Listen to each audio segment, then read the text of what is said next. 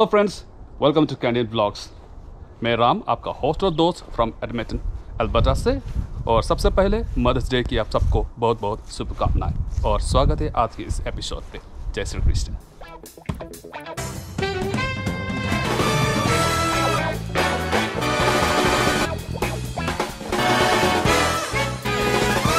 तो आज मैं आपको बताऊंगा कनाडा विजिट वीज़ा या मान लीजिए टूरिस्ट वीज़ा पे आके कैसे सेटल हो सकते हैं। इसके लिए क्या करना पड़ता है, क्या प्रोसेस है, किस तरह से आप इस अपना स्टेटस को चेंज कर सकते हैं, इस सारी जानकारियाँ मैं आपको आज की इस वीडियो में दूंगा। So stay tune, watch the video till the end. जब आप कनाडा विजिट वीज़ा या टूरिस्ट वीज़ा पे आते हो तो आपका सबसे पहला स्टेप होगा आपका जो स्टेटस है, विजिट वीज़ा स्टेटस है, टूरिस्ट वीज़ा स्टेटस, उसको कन्वर्ट करना टू वर्क परमिट। क्योंकि कनाडा पे सेटल होने का इनिशियल प्रोसेस, फर्स्ट स्टेप है जॉब। काम करना पड़ेगा आपको कनाडा पे।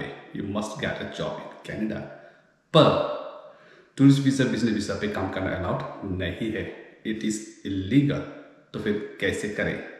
There is a way which I am gonna tell you. Okay, Canada का लोग कहता है कि टूरिस्ट वीज़ा या बिजनेस वीज़ा पे काम करना अलाउड नहीं है, पर काम, जॉब ढूंढना लीगल है। आप काम ढूंढ सकते हैं, जॉब ढूंढ सकते हैं, आप एप्लीकेशन सेंड कर सकते हैं, अप्लाई कर सकते हैं।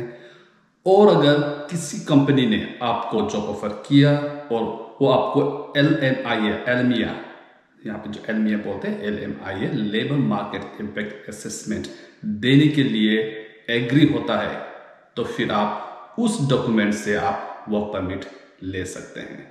Okay, so that is the provision. Okay, so you have to apply for a work permit, and LMIA will get you a work permit to work in Canada. So that is the process, initial first step. Now step number 2, which is very very important, so you guys must listen this very carefully. मान लीजिए आपने job apply किया और company ने आपको job दे दिया। Okay, he give you a job offer and he give you an LMIA. आपको वो कंपनी ने आपको LMIA दे दिया, आपको बोला कि इस डेट से आप काम शुरू कर सकते हो, आप जॉब पे आ सकते हो। नाउ आपके पास LMIA डॉक्यूमेंट आ गया, तो नेक्स्ट स्टेप आपको वर्क परमिट के लिए अप्लाई करना पड़ेगा कनाडा इमिग्रेशन से। सो उसके लिए फर्स्ट इनिशियल स्टेप है आपको कनाडा एग्जिट करने पड़ेगा। You have to go out of Canada, चाहे वो 1 दिन के लिए हो या 2 दिन के लिए हो। लेकिन आप इससे पहले कनाडा छोड़े, there is something more which is very important. आपके पास सेटलमेंट प्लान होना पड़ेगा। Okay, you must have a settlement plan in Canada before you leave Canada. Okay, you exit out Canada. So settlement plan क्या होता है, let's tell you. क्या होता है कि आपको इमिग्रेशन पूछेगा जब आओगे तो कहाँ बैठने का आपका इंतजाम है, राइट, कहाँ रहने वाले हो, किस जगह पे, एड्रेस प्रूफ क्या है। सो ये सारे वो इन्फॉर्मेशन आपको पूछेगा। So you must have settlement plan. So उसके लिए आप क्या कर सकते हैं, इससे पहले जैसे आपको कंपनी से आपको LMIA मिल जाता है, आप तुरंत हाउस रूम रेंट के लिए लग जाइए। ठीक है ना, इस अच्छा रहेगा कि आपका जॉब कहाँ है, ठीक है ना, where is your company. So find a location, room for rent nearby the same location, right, so that you don't need to travel, you don't need to ride a bus or kind of a thing, right, just in a walking distance, which will be a great. All right, so start looking for a room, all right, accommodation.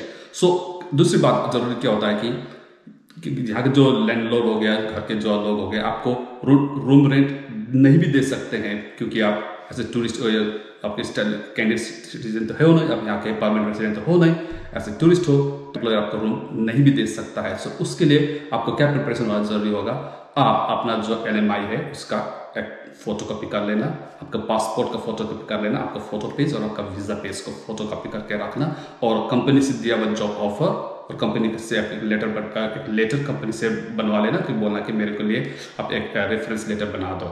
ठीक है ना, I am looking for a rent and room for rent, so give me a reference letter telling me that I am gonna go work in this company and you're gonna be an employee of this company, so that it will be a like kind of an authenticity that you are going to stay in Canada and you are a good, like that gives you a good proof, right? So it's kind of late if companies request Canada, companies ज़्यादातर ये सारे बातें जान they knows, right? So आपको ये document easily बना के दे देंगे। So get your passports photo page and your visa page photocopy, and your LMI documents photocopy, और जॉब ऑफर का photocopy, one letter for the employment photocopy, इस सारे एक डॉक्यूमेंट बना के आप रूम रेंट के लिए go around for hunting, right. So आप किसी भी लैंडलॉर्ड से जब बात करेंगे तो आपको सारा इस पास अपना जो डिसीजन है, आपका जो प्लान है, उनको बता देना। सो जब when they see your documents and everything is genuine and everything that you're gonna have a job, then they will ask you for at least 2 to 3 month advance rent, okay। कोई 2 महीने का, कभी 1 महीने का, कभी डिपेंड होता है जो लैंडलॉर्ड के ऊपर डिपेंड करता है। सो they will ask you for advance rent, so you have to pay for that one and keep the receipt, okay, of your rent। सो सारे अपने रेंट पहले आपको रूम का सेटलमेंट अरेंजमेंट कर लेना, ठीक है। So when you have everything arrangement is done, then आप क्या कर सकते हैं, एग्जिट आउट के लिए आपको इंडिया वापस जाने की जरूरत नहीं है, ठीक है ना। आप यूएस मैक्सिको का वीजा अप्लाई कर सकते हैं, और you can apply for US visa. जब भी आपके पास कनाडा का वीजा है तो आपको यूएस का वीजा लगने में कोई डिफिकल्ट नहीं होगा। So just exit out, so I you can go to US और Mexico, just stay there, go there, stay for 1 day, come back, right. So 1 दिन बैठे, 2 दिन बैठे, और आपके डिपेंड करता है, फिर आप वापस आ जाए, ठीक है। जब वापस आएंगे तो एयरपोर्ट इमिग्रेशन पे आपको बताना है कि I am here, I am going to apply for a work permit, I got all the documents ready, so I will here to work and this are my document. So आप airport पे आपको जो आपका LMI document है, job offer letter से, वो airport पे आपको उनको इमिग्रेशन पे दे देना है, ठीक है। सो एयरपोर्ट पे ही उन लोगों क्या करें, आप सारे डॉक्यूमेंट को वेरीफाई करेंगे, फिर they will stamp your work permit there in airport, then there, and then when you come to Canada, you have now legal status to work in Canada, and then on the date the company has told you to start your job, you can go for a job. So now you have the second step process completed, you have a job in Canada.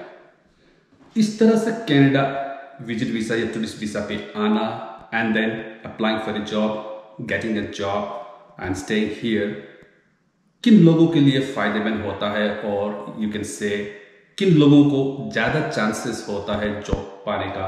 Late me explain to you. All those people who are over the age of 30 and who couldn't qualify in the immigration programs, all right, this is an alternative way. ये दूसरा माध्यम, दूसरा तरीका है। Still you can make your dream come true, okay? So अगर आप इस category में आते हो, आपका एज ओवर एज हो चुका है, राइट, या आप किसी भी कारण से जो इमिग्रेशन प्रोग्राम के जो क्राइटेरिया में फिट नहीं बैठते, फॉर एग्जांपल आपका एक्सपीरियंस हो सकता है, आपका एजुकेशन हो सकता है, आपके पास वो एजुकेशन ना हो, हायर डिग्री ना हो, लेकिन क्योंकि आज के ज़माने में अभी क्या हो रहा है कि कैनेडियन इमिग्रेशन में यहाँ पे बहुत ही हाई स्किल लोगों को ज़्यादा चांसेस मिलता है, जिसके कारण जिसको low age, high skill, high experience, इन लोगों को ज़्यादा चांसेस मिल रहा है, क्योंकि they get a good score, right, when in the share score. बाकी लोगों का क्या, यहाँ बहुत सारे लोग ऐसे भी होते हैं कि उनके पास 15-20 साल का एक्सपीरियंस होता है, ट्रेड एक्सपीरियंस है ना, नॉलेज होता है, लेकिन उनको चांसेस नहीं मिलता because of their age and their education factor, they have a lower score. So for all those people, you know, this is the right way, this is the one good alternative way to come to Canada and settle here. दूसरी बात, और trade, किस तरह के लोगों को इस तरह से आना अच्छा रहता है, और there are high chances. First of all, anybody who has a trade skill, ठीक है ना, जैसे कि आप शेफ हो सकते हो, आप ड्राइवर हो सकते हो, ड्राइवर में भी आपका long haul driver, heavy driver, truck driver के लिए, ठीक है। टैक्सी ड्राइवरों का कोई चांसेस नहीं है, ठीक है। जो टैक्सी ड्राइवर वालों, आप इस तरह से आके वीजे में आके टैक्सी ड्राइवर का जॉब करके मैं लूंगा, ये ना सोचना बेकार है, don't waste your time, okay.